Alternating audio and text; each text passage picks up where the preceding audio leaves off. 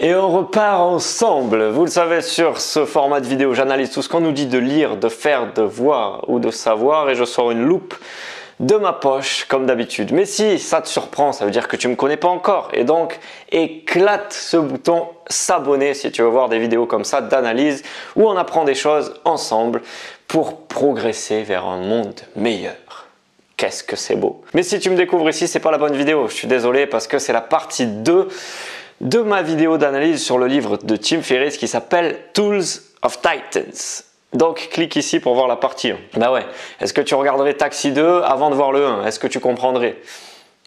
Mauvais exemple. Bref, je vous aurais prévenu, on passe au 6e domaine du livre, comment définir ses buts. Et donc sur ce 6e domaine, c'est comme pour le début du livre, il se renseigne sur des experts ou des gens qui ont réussi dans certains domaines pour lister un peu leurs conseils. Et donc dans le cas de définir des buts, c'est assez paradoxal parce qu'il y en a qui disent focalisez-vous sur vos rêves, sur votre passion et ça va marcher.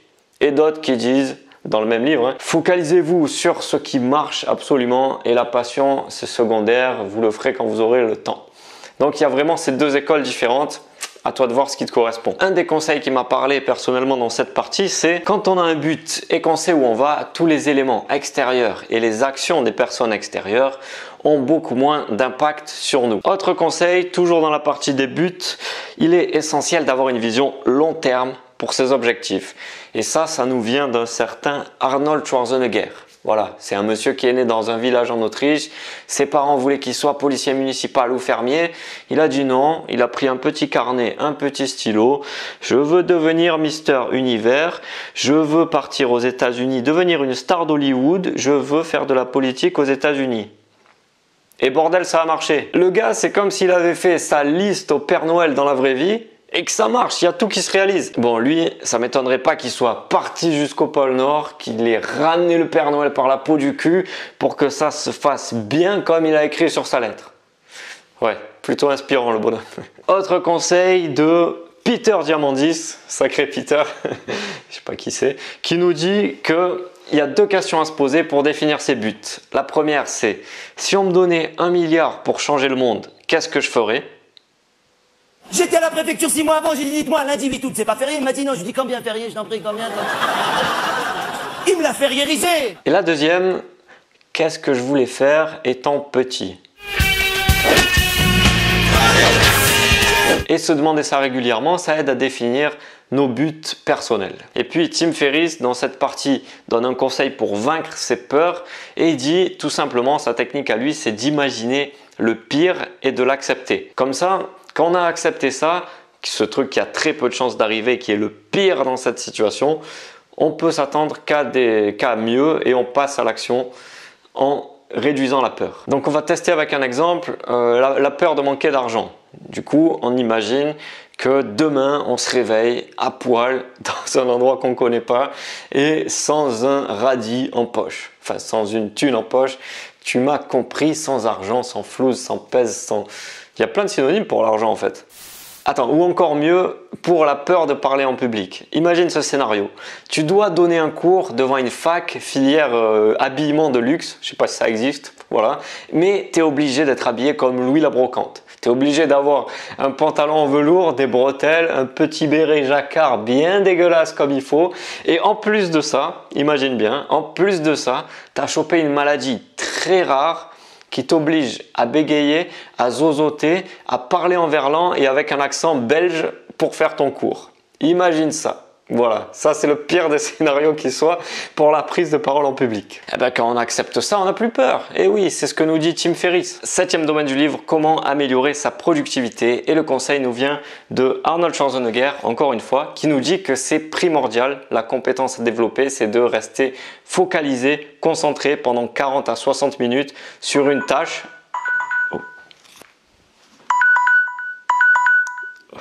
Il y a un panda qui vient de naître dans un zoo au Japon, j'ai mis les notifications. Donc c'est important de rester focalisé.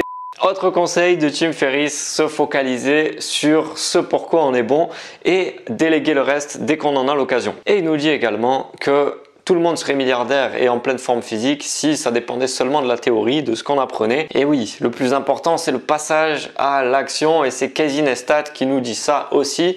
Le mec qui s'est fait tatouer d'où mort sur le bras quand même. C'est un YouTuber qui s'est fait tatouer fais plus, travaille plus sur le bras pour se motiver. Qu'est-ce que c'est que ce bordel les gars? Pourquoi on se fait tatouer ça sur le bras? Est-ce qu'il s'est fait tatouer sa liste de courses de l'autre côté? Non, je vous le demande. Est-ce qu'on va inventer des séries où les gens se font tatouer des plans d'une prison dans le dos pour s'évader? Non. Oui, si, en fait, ça existe. Et dernier conseil dans le domaine de la productivité, encore une question de Tim Ferriss. La question la plus importante, c'est qu'est-ce que je ferais si j'avais seulement 2 heures à travailler par semaine? Qu'est-ce que je ferais pendant ces 2 heures? Donc ça lui permet à lui de choisir les actions les plus importantes, de faire vraiment le tri. Il a écrit un livre qui s'appelle La semaine de 4 heures. Le mec, il a réussi à progresser encore. Enfin d'ailleurs, dans une interview, il dit qu'il travaille beaucoup plus que ça, mais c'est cette idée de choisir ce qui est vraiment important. 8e domaine du livre, comment réagir face aux difficultés. Et le premier conseil, il vient de Jocko Willink. Je ne sais pas qui c'est non plus, qui nous dit que les difficultés sont surmontables. Il suffit de décider d'être fort. Merci Jocko pour ton conseil bien utile. Et surtout, dès qu'il reçoit une mauvaise nouvelle, il répond par bien et cherche un motif de satisfaction extérieure. Ça doit être très chiant en vrai ça. Monsieur, j'ai une mauvaise nouvelle, on a perdu un de nos plus gros clients. Bien. Ouais, mais en fait, c'était le seul client qu'on avait. Bien. Du coup, quand vous allez plus pouvoir me payer, je démissionne et je vais boire des cocktails aux Maldives. Ah, et votre femme vient avec moi parce que mercredi dernier, elle n'était pas à son cours de Zumba, hein, elle était chez moi. Bien. Autre conseil, toujours dans la partie de gérer les difficultés, c'est un conseil qui nous vient de Caroline Paul. Elle est écrivaine et pompier et elle nous dit de ne pas laisser trop d'importance à la peur parce que ça génère de l'inaction. Quand on a peur, on fait rien. Et donc, c'est mieux de se mettre dans un état de colère ou de fierté pour pouvoir au moins avancer, au moins passer à l'action. Et à la fin de cette partie-là, il y a un tas de conseils sur comment se protéger sur Internet, au niveau informatique, etc. Et j'ai absolument aucune envie de parler de ça. Domaine numéro 9, comment créer de la richesse. Premier conseil de Derek Sivers qui nous dit de dire oui à toutes les opportunités. Ça permet de savoir qui on est, de savoir ce en quoi on est bon et vraiment de faire marcher la machine, de s'entraîner à ça. C'est pas à prendre au pied de la lettre, ne pas dire oui à toutes les opportunités. C'est un coup à finir sur Jackie et Michel. Merci qui? Et Tim Ferriss nous conseille d'avoir plusieurs sources de revenus et qu'à l'époque actuelle, c'est très important de développer une audience de fans. Donc, éclatez-moi ce bouton s'abonner et faites sonner la petite cloche. Merci bien, cordialement. Et Warren Buffett, qui est un des plus grands investisseurs de notre époque, nous dit que l'investissement le plus important, c'est l'investissement sur soi. C'est se former, c'est apprendre des choses, c'est mettre des choses entre ses 2 oreilles. Et quand je dis ça, je me tape les sourcils.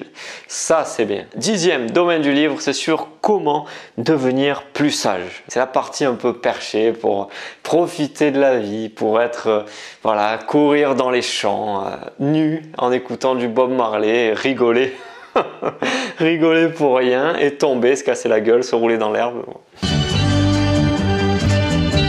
Donc il y a des conseils qu'on a très peu entendus comme la vie est courte, il faut en profiter. YOLO motherfucker. Et il y a un blogueur qui nous dit qu'il s'imagine recevoir des conseils de lui-même mais plus âgé. Donc si le moi de 80 ans pouvait me voir maintenant et pouvait me dire un truc, qu'est-ce qu'il me dirait? 3 choses à ne jamais oublier quand tu seras plus vieux. Utilise les moindres toilettes, profite de chaque érection et méfie-toi des paix. J'essaierai de m'en souvenir ou porte de la vide. T'as la référence? Ah, si tu as la référence, encore une fois, tu remontes encore un peu plus dans mon estime. Et ensuite, Tim Ferriss nous conseille tout simplement d'éliminer 20% des choses ou des gens qui nous apportent les 80% de problèmes et de stress dans notre vie. Donc c'est un peu radical, mais c'est cette théorie qui dit qu'il y a toujours 20% des choses qui amènent 80% des résultats. Donc il y a forcément 20% des gens ou des choses qu'on fait dans la journée qui nous apportent la majorité du stress ou des problèmes qu'on a. Donc se poser ce genre de questions-là d'après lui. Et pour finir, il y a Naval Ravikant qui nous dit que l'homme est un éclair éphémère qui traverse l'univers et qui ne doit pas perdre son temps à être malheureux. Naval. Naval Ravikant, tu me fais verser la larme là. Voilà, c'est beau ce que tu nous dis. Et je vais m'arrêter là-dessus. Voilà ce que j'ai retenu du livre Tools of Titans de Tim Ferriss. Et j'espère que ça t'a aidé. Si tu veux télécharger mon bonus, le top 5 des choses très bizarres mais utiles à appliquer dans sa vie, que j'ai retrouvé dans des livres qui sont pour le moins bizarres aussi et que ça t'évitera de lire pour le coup, clique sur le lien dans la description. Si tu veux pas faire ça, c'est pas grave, mais explose les pouces bleus et je te remercie. Dis-moi ce que tu as pensé de cette vidéo si tu veux que j'en fasse d'autres dans le même registre. Je te remercie et je te dis à très bientôt. Ciao!